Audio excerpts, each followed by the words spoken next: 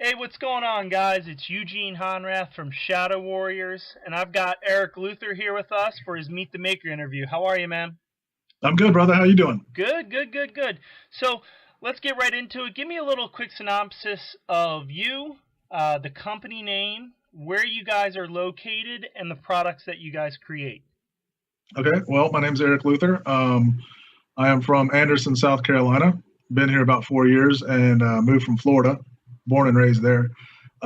Married with two kids, 5 and 6, boy and girl. And the company name's Eric Luther Knives. It's pretty simple.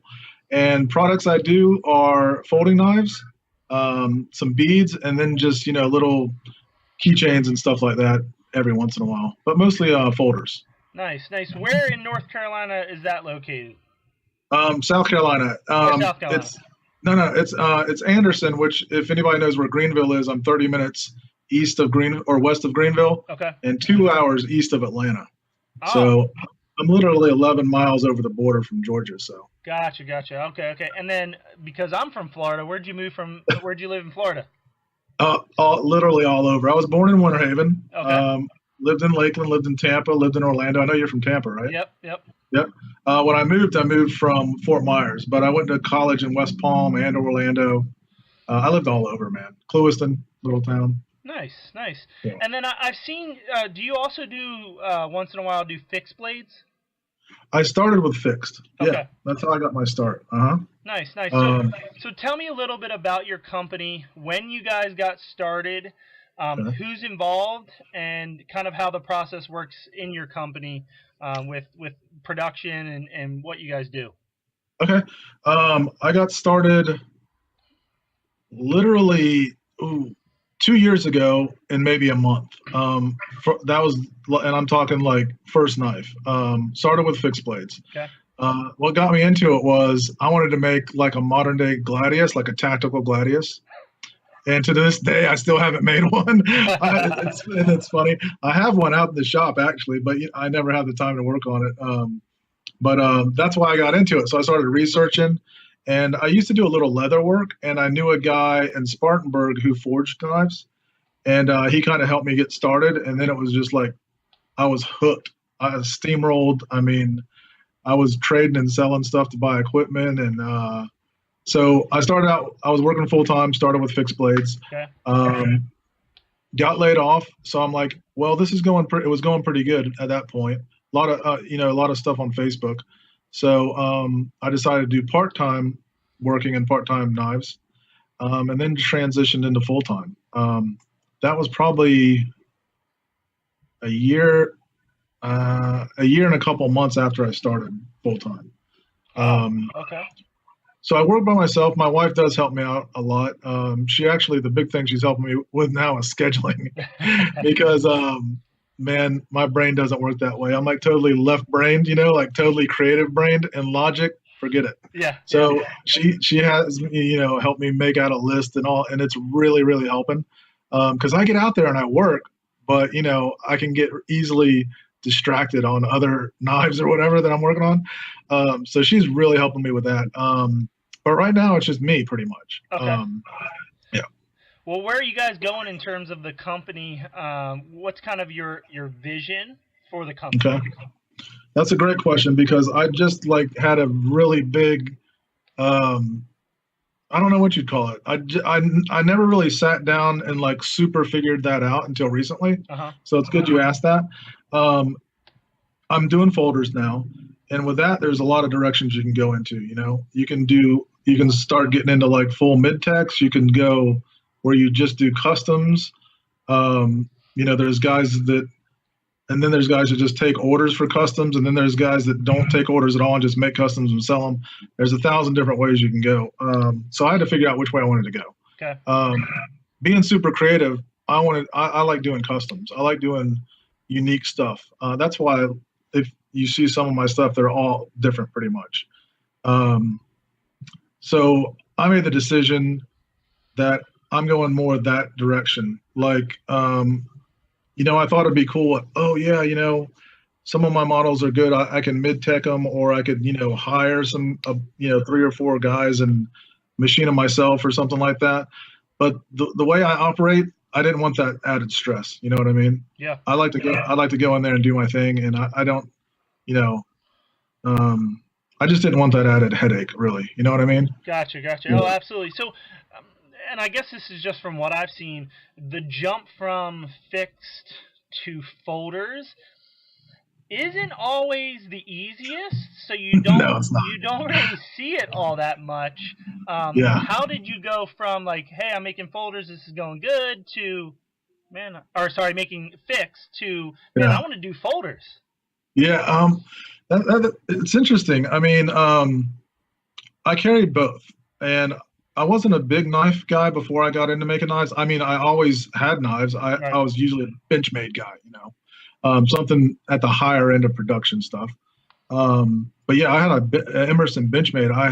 I've had for over 20 years and carried it for like 20 years. Um, and I had fixed blades too. But I started making friction folders because I like the idea of you know, something more mechanical that you had to not only get the heat treat and the fit and finish and all right, but it had to function in a mechanical sense. Yeah. So I made a couple friction folders and I was hooked. You know, that first time, it's kind of like your first fixed blade. That first time when you assemble it for the final time and it's done, it's a really cool feeling for anybody that's never done it. And the friction folder was like double that because it moves. You know what I mean? Yeah. It functions. So that kind of got me hooked. And I had a couple friends that did, folders, started picking their brain, and it kind of snowballed from there, you know. Yeah, absolutely. So what's your background? Like where do you come from? What have you been doing before A that? lot, a lot of stuff. It's I have a hard time working for other people, Okay. and I think it's probably just the way I think, But God, graphic design. I Okay. did a lot of graphic design. I did sales. I mean, um, I never actually did it for a living, but I did a lot of gearhead stuff, cafe racers and muscle cars and stuff like that. But a lot of graphic design jobs. I was a professional photographer for a long time. And that kind of gave me a taste of working for myself, But then when we moved from Florida, that kind of died out because you kind of have to build that business up. Yeah. So that's what happened. Gotcha. Um, but a lot of creative jobs, but mostly working for other people. You know. Okay. So So tell me about your flagship product, and kind of what your product from there what your product line looks like currently. okay, that would have to be the Orphan. That's a folding cleaver. I got one to show you. This is not a base model. Um, it's the first one that I did a rock pattern on. The customer wanted a rock pattern. Love it. So the normal ones have chamfers. Actually, hold on. I've got two to show you, so that way you get a good idea. And also, these are the certificates that go out. They're all serialized, and um, It's such a simple concept to put in like a card like that, but so many people don't do it. I love it. I mean, I always thought it was a great idea. I mean, so that's a bit what a standard one would look like with what I call the gills. I worked for a company that sold classic cars for a long time. I love muscle cars, and I did their photography and website stuff. So I got this idea right here from a Corvette. Nice. It has the gills behind the front fender, some of the older ones. But this is Damascus, and it's got a Damascus clip and zirconium. So that's what the base. Well, besides the Damascus one, the base is usually stone washed or anode, and then a stone washed blade. That's the flagship, so to speak. I also have a smaller version coming out called the Micro. That's a 3 3/4 inch blade. The Micro's got a 3 inch blade, Did and you then a few other models. did you teach yourself all of that? Because I know a lot of people are looking at or are going to watch this video Yeah, and either are trying to go into to folders or do folders or are going to want to go to folders. And I in my brain, and I can see learning all that stuff, but that's a lot of stuff to learn. it's a lot. I did the same thing I did when I started fixed blades. YouTube, a lot of YouTube, a lot of picking people's brain. One person who helped me out a lot when I was doing fixed blades, and I bugged the crap out of him almost daily, was Morgan Cohen's. Yeah. Because Morgan was like maybe 6 months ahead of me and doing fantastic stuff. So I bothered him. I bugged the crap out of Morgan. And with folders, I did my own research. There is a lot of great information, YouTube and some of the forums. I'm not big on the forums, but there is good information to be had. And then, picking people's brain. I had one guy when I first started, he let me come over for like a couple days. He's not doing knives anymore, actually. He had some medical problems, but he helped me out. And then my new guy that I bug the crap out of is Matt Christensen, who's a great guy. But I bounced a lot of ideas. Dude, I screwed this up. What do I do? And that's the thing. And let me say this for guys starting out. First of all, if you want to do folders and you have questions, please don't hesitate to contact me. That's what I love about the knife community, man. We're all here to help each other. We're really not competition for each other, the way I see it. No, there's so much business out there. Yeah, and everything can be so different. But anyways, don't hesitate to contact me. And two, you're gonna F stuff up at first, so don't sweat it. My first knife, which I still have, it's screwed up a little bit, but I still carry it all the time because it still flips and stuff. But you're gonna learn. I mean, I learn every day. Gotcha.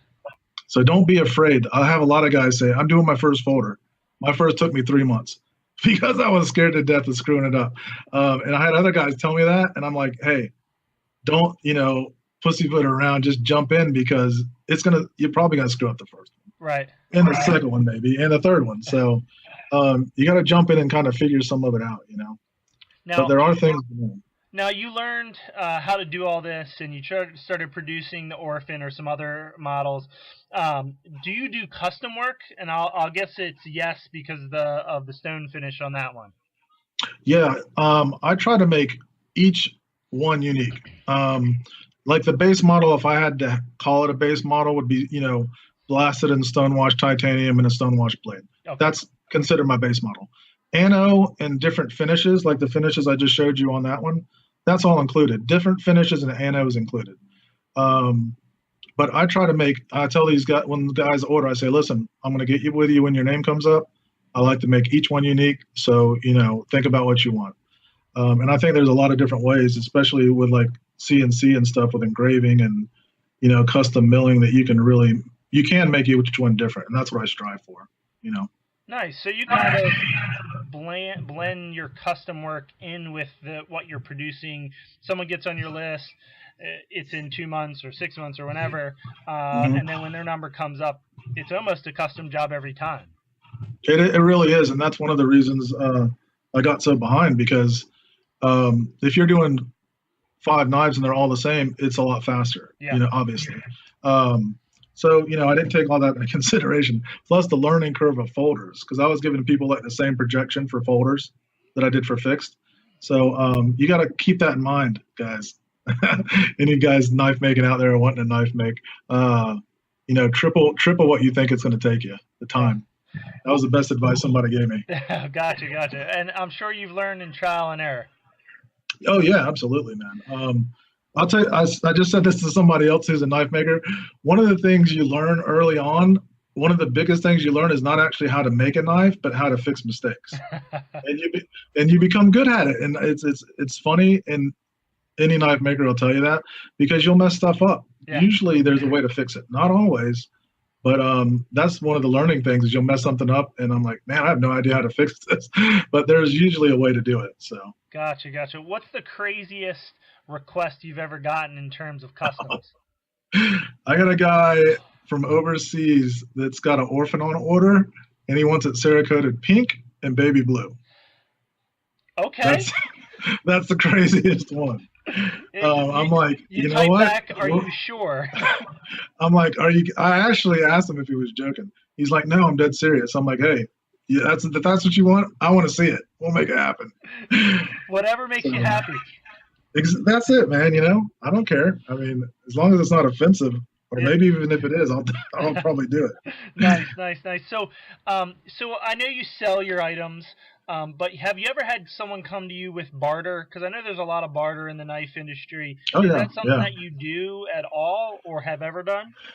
I have done it. I did it with my fixed blades here and there because that was when I was first starting out, and things were usually tight a lot of the time. So barter didn't really work that great, but every blue moon I would if it was something I really wanted. I don't do it anymore really, um, but I have guys, offer all the time. I mean, I'm not against it. It's just, You got to make money. that's the thing. Yeah, got to feed the kitties. Yeah, oh, absolutely, absolutely. So It tell is. me how, where does your pricing start, and kind of what's the range typically? On the folders, they start at 450 Oh, and okay. go up from there. My books are about to close on Friday, for good, actually, and the prices will go up after that. Um, but yeah, well, actually, I have a really small one called the Indivisible. It's got like a 2-inch blade. That one's actually 350. So they start there, and that's full titanium, and all mine have hand sculpted pocket clips. Um, and most of them have an S35 VN blade or Damascus or something. But I'm going to experiment with some other steels. And they all come with that box, by the way.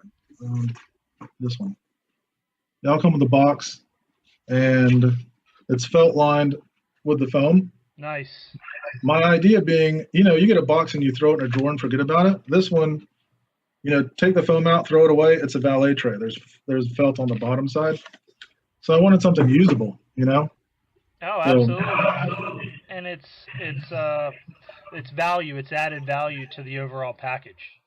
yeah, I just thought it was a cool idea because I considered packaging for a long time. Yeah. And I'm like, I want something people can actually use after the fact. So that's what. How high does your pricing go? Like, what's Mm, with all crazy stuff on it? Like, or are they all just range around 450 or much higher? the base price on the Orphan as of right now is 700. That's base. But if you go with Damascus blade or Damascus clip or zirconium or Damascus, the price starts going up. Usually on upgraded materials, I usually charge just the price of materials and maybe an hour or two extra labor. For instance, like a carbon steel Damascus blade, like the one on that's an extra $100 Okay. because it's a little bit more work and stuff. But that's how I do it. I mean, I've had them go pretty high for guys that want, like full Damascus. And Damascus is extremely expensive. And the bad thing about the Orphan, it's so dang big, you need two pieces to make the two frame pieces. So it's like $1,200 worth of material just for. So tell us what Damascus is for those who don't know. Oh, okay. Damascus is, oh yeah, I have something to show you. Damascus, if you're familiar with Damascus, Damascus is separate layers of steel and different types of steel. So when they're etched, some are black, some are gray, some are like chrome. Damascus is layered titanium. Can you guys see the clip a little bit? Oh, yeah. That's Damascus. So when you heat color it, normally the way to do it is you mirror polish it, and then you use a torch to heat color it. And you can affect the color by how much or how little you heat it. And the yellows and the bronzes and the golds, they come first, and then the purples and the blues after. So it's titanium folded into Damascus? It's titanium folded into more titanium. Oh. Let me clarify one thing, just so I don't ruffle any feathers. Alpha Knife Supply trademarked Damascus. Okay. So that's their term for Damascus, and that's where I get some of it. And Chad Nichols has Mokutai, which is kind of like a mix between Mokame and titanium, which is layered titanium too. It's just two different names. It's basically Damascus was obviously the capital of Syria, and that's where they supposedly developed the layered steel thing. Nobody knows for sure, but that's where the Damascus name came from, and the Damascus is just a play on Damascus, basically. Gotcha. All right. Well, that's added some clarification. A little history lesson, I guess. I don't know. Do you have any other things you want to show us before we wrap up? Yeah, I got a couple things. Beads, the beads I do, titanium and copper. Nice. And I'm starting to do some shorties, so that's a shorty copper. And I did my first Zerk. That's not finished, so it just looks plain. And this is the keychain I'm talking about. I do these like if I'm out there on the, after the kids go to bed or something. That's a Damascus one out of steel. But I'll do these out of titanium and different materials, zirconium. My dad's a retired machinist, and he taught me everything I knew about machining pretty much. And he's the one who does these. I put him to work, make him a little extra money. So that worked out good. Yeah, he does, man. I mean, it gives him something to do, and we have fun. So nice. So give me a quick recap of your company, what you guys offer, and then where can we find Eric Luther Custom Knives, and where can we find your folders, and what do we have to look forward to? Well, Eric Luther Knives. Facebook is big, and I have a business page, which is just Eric Luther Knives, and I have a group page, which is Eric Luther Knives Owners and Supporters. I'm also on Instagram as Eric Luther Knives and YouTube. I don't use the YouTube a lot, though. I need to use it more. What's coming in the future is a lot more models. Some of those are on my group page in the photo album. I have a lot of stuff I haven't put out there. That's coming up, a lot of cool stuff. I don't just do cleavers, by the way. I have several, all different size knives and different blade configurations. And, they're all custom. Like I had a guy today ask if I could do a drop point with the orphan frame. And I'm like, yeah, sure. I mean, let's do it. I love doing stuff like that. So anything's on the table. But after my books close, I'm probably going to be doing mostly raffles and auctions and drops and things like that. Nice. So you have a collaboration coming up as well. I do. Exciting. With Michael J. Cleveland from Half-Life Knives. Michael and I have known each other almost, I guess, since I started making knives, maybe 6 months after or something. Met at Blade Show, hit it off. Great guy. Also where I met you. Yeah. And we just hit it off. You know how some people you just click with right away, and we did. Maybe it's because he's a little older like I am. I'm 45. But yeah, we're going to do one. I'm sending him a blank that's the back is already machined to fit in an orphan frame. It's going to have an orphan frame, whatever blade he decides to do out of Damascus. I told him shape and grind is up to him, but I'm sure it's going to be something crazy. And we're going to have some dragon skins in there somewhere. It's going to be pretty cool. Nice. I'm excited. Really excited about it. Nice. Well, that's awesome. Hey, man, thank you so much for participating in the Meet the Maker interview, and I look forward to what's coming out of your shop. And I'm glad you added it in because I don't think it's always clear that you'll do any blade shape. Yeah. I mean, I do customs. I mean, I do have models, but I don't mind modifying a little. If it's something I don't like, I won't do it, to be honest. You know what I mean? Except the pink Cerakote, of course. But yeah, I'm open to suggestions. Always have been, always will be, probably. Nice. So. Well, hey, man, thank you so much. I greatly appreciate it. And like I said, thanks, man. No problem. Thank you. All right, man. Have a good night. You too.